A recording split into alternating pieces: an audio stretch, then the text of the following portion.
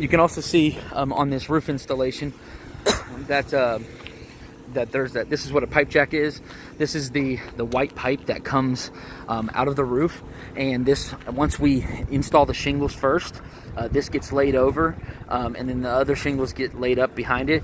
Water needs to be able to shed down over these areas, so when the water runs off the roof, it never is able to penetrate this. These nails, exposed nails, will get sealed with GSL, and then a lot of times we'll also seal this and paint this pipe.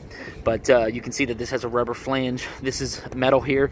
Sometimes this will be plastic, but this flange around here is the size. This is about a 3 to 4 inch pipe. This is about a 4-inch pipe, so it'll fit snug around this, and water cannot get down here. Now the water can get inside of here, no problem. That just goes to the sewer. But this actually allows, this is the effect of like when you drink something through a straw and then put your finger on top of it, water can't flow, and then when you take your finger off of it and the oxygen can come up through it, the air, it'll be able to drain down. So that's why these pipes have to come out of the roof. And but this is the mechanism that will the pipe jack that will keep it water from getting down the sides of it, because that's when water gets down the sides of it, or when this gets old.